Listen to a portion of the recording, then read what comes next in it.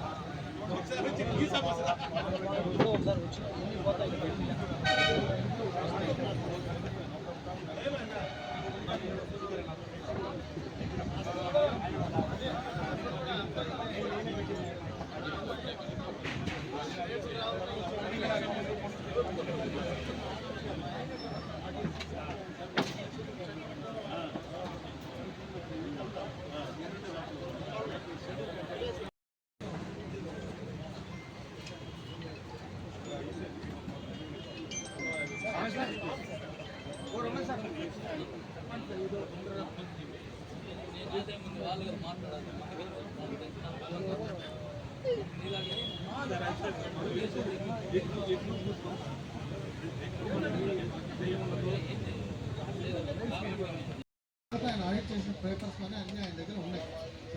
అది ఆయన జాఫర్ సార్ గారు చెప్పిన మాట. ఎందుకు మిగతా కన్క్లూజన్ ఉంటే ఆ ఫైల్ పూర్తి తీసుకుంటున్నాను కానీ ఆ కన్క్లూజన్ మీకు చెప్తారు. ఇంకొకటి ఏంటంటే మన గౌరవనీయులైన వెల్ఫేర్ ఆఫీసర్ గారి ముందు ఈ చర్చ జరిగి 2 years అయిపోయింది.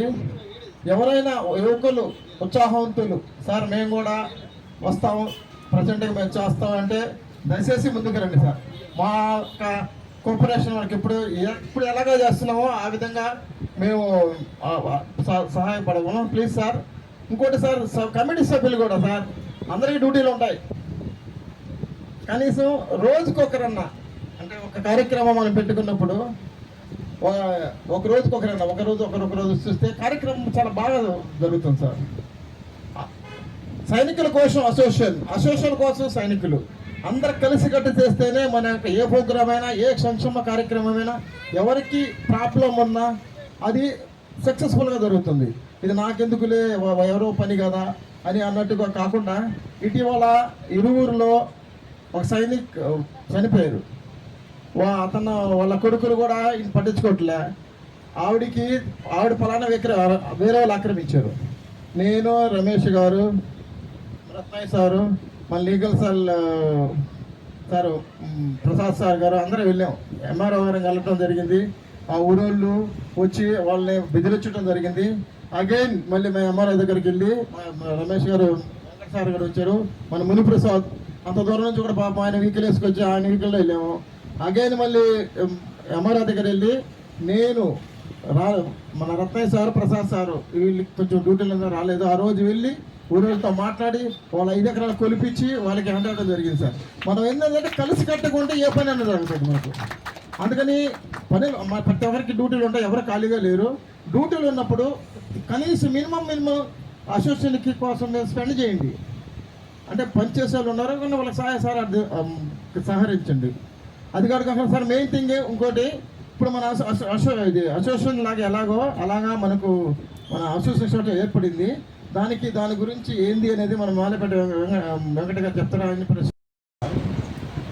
అది కాకుండా ఇంకొకటి housing development welfare ex servicemen welfare and housing development society అని ఒకటి మనం ప్రారంభించాలని అనుకున్నాము. దానికి కొంతమంది ఎవరైతే ముఖ్య సభ్యులు రావడం జరిగి దాన్ని డిస్కషన్ చేసి చర్చించి పలు మందితో సలహాలు తీసుకొని దాన్ని ముందుగా ఫస్ట్ సొసైటీ రిజిస్టర్ చేసే యోచనలో ఉన్నాం మనం. దీని ముఖ్యాంశాలు ఏంటంటే ముందు కూడా చాలామంది పాత సభ్యులకు తెలుసు ఒక సొసైటీ ముందుగానే ఉన్నది. అది అనివార్య కారణాల వల్ల ఆనరబుల్ హైకోర్టులో ఉండటం వల్ల అది ముందుకు సాగలేకపోయింది. ఇప్పుడు దీని ఉద్దేశం ఏమిటంటే ఏదైతే మనకి ప్రతి ఒక్క సభ్యుడికి ఎక్స్ సర్వీస్ మ్యాన్ అనొచ్చు, మీరు వార్వీడో అనొచ్చు, వీరనారి అనొచ్చు, ఏదైనా కానీ మనకి గవర్నమెంట్ ఆఫ్ ఇండియా ఇచ్చిన ప్రివిలేజ్ మేరకు 175 స్క్వేర్ యార్డ్స్ అంటే 175 చదరపు గజాలు స్థలం. ఆ ఇచ్చే గవర్నమెంట్ నుంచి పొందే మనకి ఒక ప్రివిలేజ్ ఉన్నది జీవో ద్వారా, GO MS 1241 government of Andhra Pradesh ద్వారా జారీ చేయబడిన జీవో.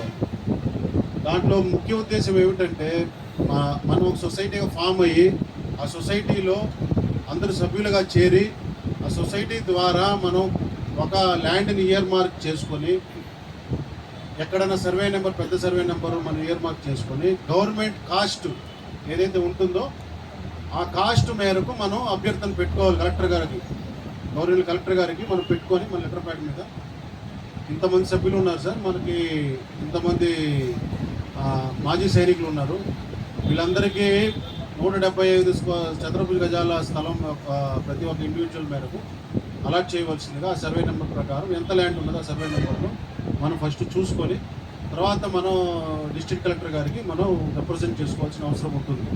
ఇవన్నీ సరే ముందస్తు చర్య ఏంటంటే మనం సొసైటీగా ఫామ్ అవ్వాలి.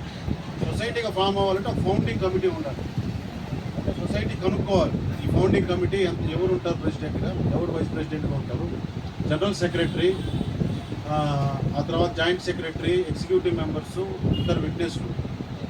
ఇది కోర్ కమిటీ ఉంటుంది. కోర్ కమిటీలో కొంతమంది ఎన్నిక చేసుకున్నాము.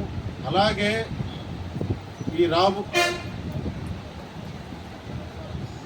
2-3 రోజుల్లో ఎవరైనా ఉత్సాహకులు, ఎవరైనా వాలంటీర్సు మాకు ఇంకా జ్ఞానం ఉందండి దీనిపైన, మేము ముందుకు వస్తాం, ఈవెన్ లేడీస్ అయినా మాకు దీని మీద అవగాహన ఉన్నది, మేము కూడా మెంబర్గా చేరి మేము సేవ చేసుకుంటాం మాజీ సైనికులు అనుకునే వాళ్ళు ఉంటే దయచేసి మా వద్దకు చెప్పగలరు.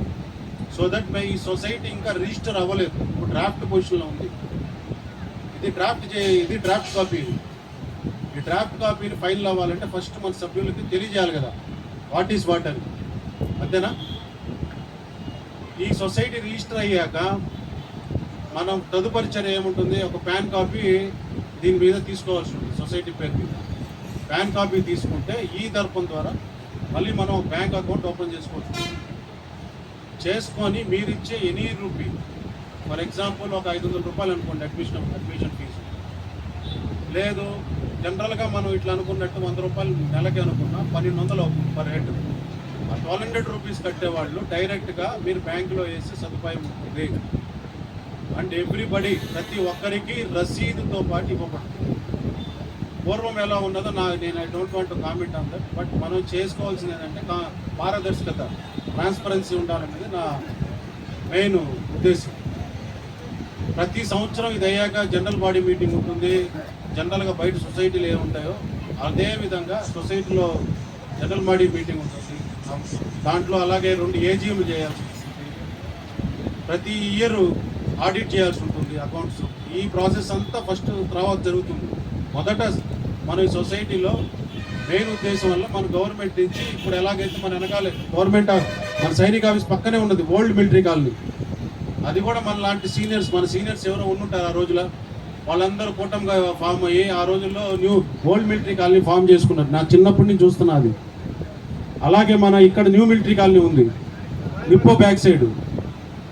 అలాగే ఇంకేదైనా ఫ్యూచర్లో దాని తర్వాత ఏ కాలనీ మనం ఫామ్ చేసుకోలేకపోయాం. మనం దీన్ని ముందుగా వాళ్ళ లెగసీని మనం కంటిన్యూ చేయాలనే ఉద్దేశంతో ఈ సొసైటీ ఫామ్ చేయాలని మనం ప్రయత్నిస్తాం. ఒక చిన్న ప్రయత్నం ఇది.